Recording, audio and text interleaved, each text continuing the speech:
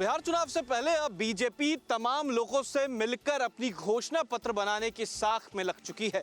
देखिए, एक तरफ बीजेपी ने तमाम लोगों से मुलाकात की, अब एक बार में 1 करोड़ लोगों से सीधा मुलाकात करके जो घोषणा पत्र है उसको बनाने का निश्चय लिया है।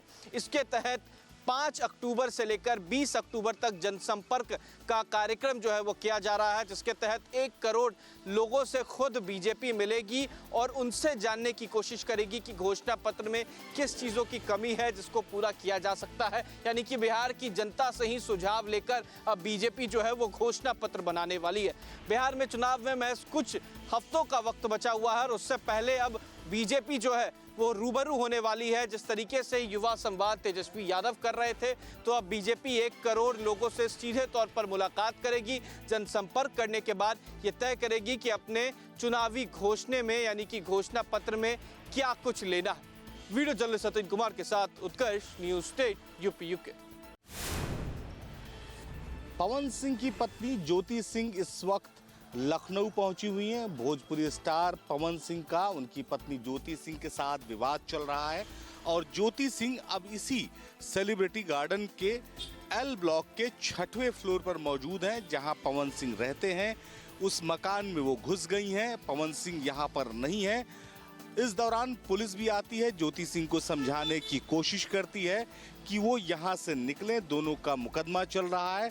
ज्योति सिंह पुलिसकर्मियों का विरोध करती हैं। महिला पुलिसकर्मियों के साथ वो इस बात की नाराजगी जाहिर करती हैं कि पुलिस उन्हें जबरन लेकर जा रही है। ज्योति सिंह लगातार पवन सिंह पर आरोप लगाती हैं। कल ही ज्योति सिंह ने अपने सोशल मीडिया अकाउंट से इस बात की जानकारी दी थी कि वो पवन सिंह के घर पहुंचने वाली हैं और आज सुबह से ही पवन सिंह के घर पर हंगामा जारी है। भोजपुरी स्टार पवन सिंह लगातार विवादों में रहते हैं। इससे पहले भी कई बार वो विवादों में आ चुके हैं। राजनीति में भी वो अपनी किस्मत आजमा चुके हैं और इस बार भी माना जा रहा है कि पवन सिंह को राजनीतिक दल से टिकट मिल सकता है और ऐसे में ज्योति सिंह अब इस बात को लेकर पवन सिंह के खिलाफ मोर्चा खोल चुकी है कि पवन सिंह ने उनके साथ दरअसल चीटिंग की। पुलिस कई बार आई ज्योति सिंह को यहाँ से ले जाने के लिए, लेकिन ज्योति सिंह यहाँ से निकलने को तैयार नहीं है। वो पवन सिंह के ही फ्लैट में मौजूद हैं और पवन सिंह का ये दावा है कि वो लखनऊ से बाहर हैं। आज दिन भर इस फ्लैट में ड्रामा चलता रहा। लखनऊ से वडोदन सरराम के साथ निखिल शर्मा, न्यूज़ स्टेट उत्तर प्रदेश। बिहार के नेता प्रतिपक्ष तेजस्वी यादव ने एक बार फिर सोशल मीडिया एक्स पर पोस्ट कर मुख्यमंत्री नीतीश कुमार के सेहत पर सवाल खड़ा कर दिया। अपने पोस्ट पर प्रतिपक्ष के नेता तेजस्वी यादव ने लिखा कि इस तरीके की स्थिति राज्य के मुखिया की हो गई है कि सोचने पर अब लोगों को मजबूर कर दिया जा रहा है। मुख्यमंत्री नीतीश कुमार का एक वीडियो सामने साझा किया उन्होंने, जिसमें मुख्यमंत्री नीतीश कुमार हाथ जोड़ते हुए नजर आ रहे थे, जिसको लेकर तेजस्वी यादव ने सोशल मीडिया एक्स पर पोस्ट किया और इस पोस्ट में लिखा कि क्या प्रदेश के मुख्यमंत्री की मानसिक स्थिति ठीक नहीं है? क्या उनके साथ रहने वाले लोग, क्या उन्हें भूंजा पार्टी, खासतौर पर इस शब्दों का प्रयोग किया और कहा कि उन्हें कुछ मिलाकर खिलाया जाता है। बिहार की आवाम जानना चाहती है कि मुख्यमंत्री की सेहत किस कदर है। इसकी सच्चाई भी बिहार की जनता जानना चाहती है। वीडियो जर्नलिस्ट सतीन कुमार के साथ उत्कर्ष, न्यूज़ स्टेट यूपी यूके। 26 तारीख के दंगे के बाद अब जिला प्रशासन और बरेली पुलिस प्रशासन एक्शन के मोड में है। लगातार जो है कार्रवाई की जा रही है। इस पूरे मामले में कई लोगों की गिरफ्तारी हो चुकी है। 84 लोग गिरफ्तार हो चुके हैं, तो 2500 अज्ञात हैं जिन पर पुलिस का शिकंजा कसा जा रहा है। वहीं 12 लोग बरेली पुलिस ने और चिन्हित किए हैं जिन पर अब कार्रवाई होना है और साथ ही 5 करोड़ रुपए की कीमत से बना रजा पैलेस, रजा बारात घर, जो मौलाना तौकीर रजा के बेहद करीबी हैं डॉक्टर नफीस, ये उनका बारात घर है। कैमरामैन से कहूँगा दिखाएं कि इसको किस प्रकार से जमींदोज किया जा रहा है और जल्द ही ये मिट्टी में पूरी तरीके से मिला दिया जाएगा। आपको बताना चाहेंगे कि इसकी जो कीमत है 5 करोड़ रुपए के लगभग है। तमाम बरेली के जो पुलिस अधिकारी हैं, पीएसी बल यहाँ पर तैनात किया गया है ताकि कोई भी लॉ एंड ऑर्डर से खिलवाड़ ना हो सके। बुलडोजर की कार्रवाई की जा रही है।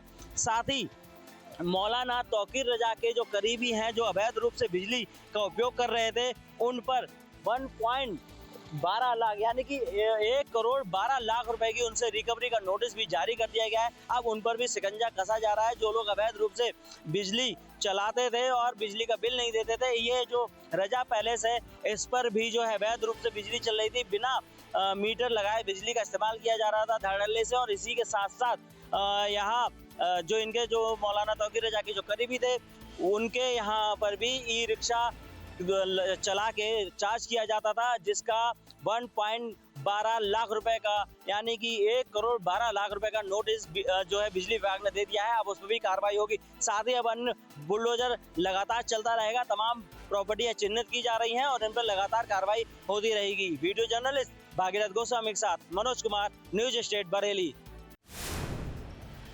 संभल में मस्जिद अवैध मस्जिद को मस्जिद के कमेटी के लोगों ने निजी बुलडोजर मंगाकर उसे तोड़ना शुरू कर दिया। दरअसल आपको बता दें कि पूरा मामला जनपद संभल के असमोली थाना क्षेत्र के रावा बुजुर्ग गांव का है, जहां पर प्रशासन की तरफ से 4 दिन पहले सरकारी तालाब पर बने एक अवैध जनता मैरिज हॉल को 4 बुलडोजर के द्वारा उस पर ध्वस्तीकरण की कार्रवाई की गई थी। उसी को लेकर के उसी गाँव में रावा बुजुर्ग में जो सरकारी जमीन पर अवैध मस्जिद बनी हुई थी उसको भी संभल प्रशासन ने तोड़ने की तैयारी कर ली गई थी। वहीं अब मस्जिद के कमेटी के लोगों ने संभल के जिला अधिकारी डॉक्टर राजेंद्र पेंसिया से 4 दिन का समय मांगा और उनसे कहा था कि हमें 4 दिन का समय दे दो, हम अपने हाथों से खुद जो अवैध मस्जिद था उसका निर्माण तोड़ना शुरू कर देंगे। तो कहीं ना कहीं जिस तरीका से 3 दिन से जो मस्जिद कमेटी के लोग थे वो अपने हाथों में हथौड़ा लेकर मजदूरों के द्वारा उसे तोड़वाना शुरू कर दिया, लेकिन आज चौथा दिन है यानी कि आज अंतिम दिन था। उसको लेकर के जो मस्जिद कमेटी के लोग हैं उन्होंने अपना निजी बुलडोजर मंगा करके उसे तोड़ना शुरू कर दिया। तो कहीं ना कहीं जिस तरीका से संभल में जो उत्तर प्रदेश के मुख्यमंत्री योगी आदित्यनाथ हैं उनके बुलडोजर का खौफ देखने को मिला है, क्योंकि मस्जिद के कमेटी के लोग ही उसे अपनी अवैध मस्जिद को निजी बुलडोजर के द्वारा उसे तोड़ रहे हैं। संभल से वीडियो जर्नलिस्ट के साथ सत्यपाल यादव, न्यूज स्टेट संभल। हरिद्वार में अवैध अतिक्रमण के खिलाफ प्रशासन का जो बुलडोजर है वो लगातार काम कर रहा है।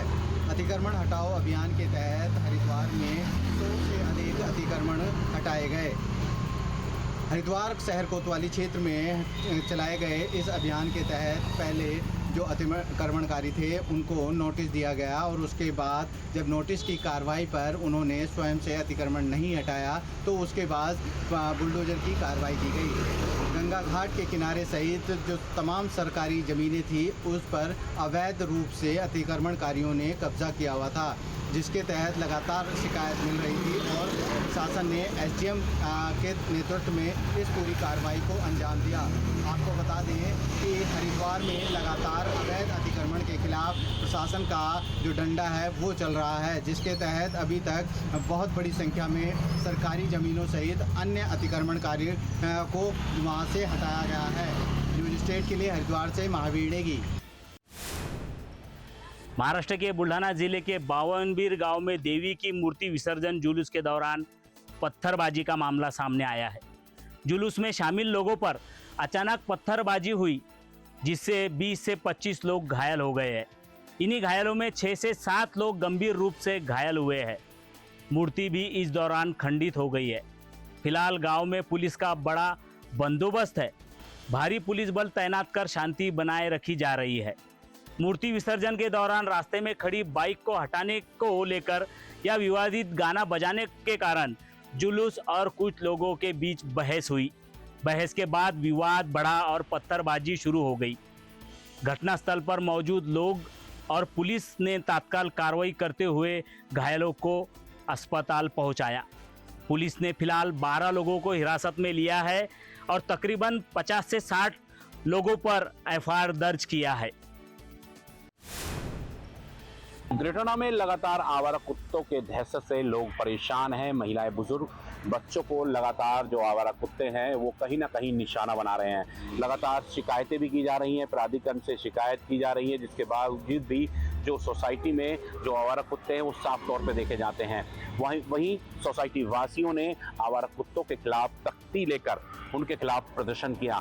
लोगों पर जो मेंटेनेंस के नाम पर वसूली करते हैं उन पर गंभीर आरोप भी लगाए। साथ ही आपको बता दें जो बुजुर्ग, बच्चे हैं और साथ ही जो लोग हैं सोसाइटी वासी वो डरे सहमे हुए हैं। लगातार जो आवारा कुत्ते हैं उनके खिलाफ प्रदर्शन करते हुए नजर आए हैं। हालांकि अभी तक फिलहाल अथॉरिटी सिर्फ खाना पूर्ति करती हुई नजर आ रही है। अभी जो लोग सोसाइटी के अंदर रह रहे हैं या सेक्टर के अंदर रह रहे हैं, वो कहीं ना कहीं जो कुत्ते हैं उनसे डरे हुए हैं। लगातार नगरपालिका से लेकर सोसाइटी और अधिकारियों से, प्रशासन से शिकायत कर चुके हैं, लेकिन कुत्ते के खिलाफ कोई भी कार्रवाई होती नजर नहीं आ रही है। अभी फिलहाल लगातार जिस तरीके से लोगों ने प्रदर्शन किया है, तो कहीं ना कहीं लोगों में आक्रोश भी साफ देखा जा रहा है। बिरोटोड़ा से तरुण भड़ाना, न्यूज स्टेट, उत्तर प्रदेश। संभल में सरकारी तालाब की 8 बीघा जमीन पर भूमाफियाओं ने प्लॉटिंग कर मकान खड़े कर दिए। दरअसल पूरा मामला बता दें कि जनपद संभल के नकासा थाना क्षेत्र के जहां पर 8 बीघा सरकारी तालाब की जमीन पर भूमाफिया दबंगों ने जो करीब 80 मकानों को वहां पर खड़ा कर दिया। उन्होंने बैनामा कर दिया, जिसको लेकर के जो भूमाफिया हैं उनके इतने हौसले बुलंद हैं कि सरकारी तालाब को भी नहीं छोड़ा। जब इसकी प्रशासन को जानकारी हुई तो प्रशासन ने इसकी जांच की, तो उसमें सरकारी तालाब मिला। वहीं जिस तरीका से जो संभल के तहसीलदार हैं धीरेन्द्र प्रताप सिंह, उनके द्वारा बताया गया कि कोई भी सरकारी तालाब का प्लॉटिंग नहीं कर सकता, ना कोई बैनामा कर सकता। तो कहीं ना कहीं जिस तरीका से जो प्लॉटिंग की है, प्लॉटिंग करके जो 80 मकान वहां पर खड़े किए, इसको लेकर के संभल प्रशासन की तरफ से मकान स्वामियों के लिए 40 मकान स्वामियों के लिए नोटिस चस्पा किए गए। उनसे 15 दिन का समय दिया गया कि अगर 15 दिन के समय के अंदर आप इसे खाली कर दो, तो नहीं तो कहीं ना कहीं जो कार्रवाई है संभल प्रशासन की वो की जाएगी। वहीं इस संबंध में जो मकान स्वामी उनका साफ तौर से कहना है कि हम 5 से 6 साल से इस मकान को बनाए हुए हो गए और हम यहाँ पर काली सड़क भी पड़ी है, बिजली का बिल दे रहे हैं, वाटर की लाइन भी लगी हुई है। आखिर तब से प्रशासन को क्यों जानकारी नहीं थी कि ये सरकारी तालाब की जमीन है, किस तरीका से जो उन्होंने बेची है, तो इसको लेकर के जो मकान स्वामी अपनी अपनी राय उसमें दे रहे हैं। तो कहीं ना कहीं जिस तरीका से बड़ा सवाल यह है कि आखिरकार जो सरकारी तालाब की जमीन थी उस पर प्लॉटिंग कैसे कट गई, किसकी मिली भगत थी, क्या नगर पालिका को इस बात की जानकारी नहीं थी कि कई साल पहले जो सरकारी तालाब की जमीन थी उस पर प्लॉटिंग करके जो भूमाफिया हैं उन्होंने अपना कब्जा कर लिया है और वहां पर प्लॉट लगातार प्लॉटिंग की जा रही है। वीडियो जर्नलिस्ट के साथ सत्यपाल यादव, न्यूज स्टेट संभल। उत्तराखंड को वेडिंग डेस्टिनेशन बनाए जाने को लेकर उत्तराखंड सरकार गंभीर हो गई है। अब इसको लेकर लगातार मुख्यमंत्री पुष्कर सिंह धामी अधिकारियों से लेकर मंत्रियों तक बातचीत कर रहे हैं। हालांकि सतपाल महाराज ने भी, जो पर्यटन मंत्री है उत्तराखंड के, उन्होंने भी पर्यटन की योजनाओं को अमली जामा पहनाने के लिए घोषणाएं की हैं। पर्यटन मंत्री सतपाल महाराज ने बताया कि वित्तीय वर्ष 2025-26 के लिए 48,676 लाख करोड़ की जो योजनाएं हैं उनको मंजूरी मिल गई है। ये पर्यटन की योजनाएं न केवल चारधाम यात्रा के लिए नया आयाम स्थापित करेगी, बल्कि स्थानीय लोगों के लिए रोजगार के नए अवसर भी तलाश करेगी। पर्यटन मंत्री सतपाल महाराज का कहना है कि जिस तरह से वेडिंग डेस्टिनेशन को लिए प्रयास किए जा रहे हैं, तो वैसे ही आगामी चारधाम यात्रा के लिए अभी से तैयारियां शुरू की जा रही हैं। साथ ही साथ जो चारधाम यात्रा की सफलता को लेकर इस समय उत्तराखंड सरकार न केवल उत्साहित है, बल्कि आने वाले समय में यहाँ के स्थानीय लोगों के लिए नए रोजगार के साधन भी जुटाने की बात कर रही है। इस समय आपको बता दें कि रिकॉर्ड मात्रा में श्रद्धालु चारधाम यात्रा में पहुँचे हैं और उत्तराखंड सरकार लगातार कोशिश कर रही है कि चारधाम यात्रा पर आने वाले श्रद्धालुओं के लिए न केवल सुख सुविधाएं जुटाई जाएं, बल्कि स्थानीय लोगों के लिए रोजगार के नए अवसर भी तलाश किए जाएं। न्यूज स्टेट के लिए हरिद्वार से महावीर नेगी।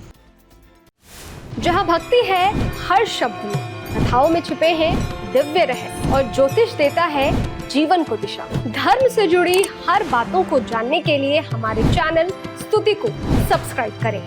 चैनल पर जाने के लिए इस लिंक पर क्लिक करें।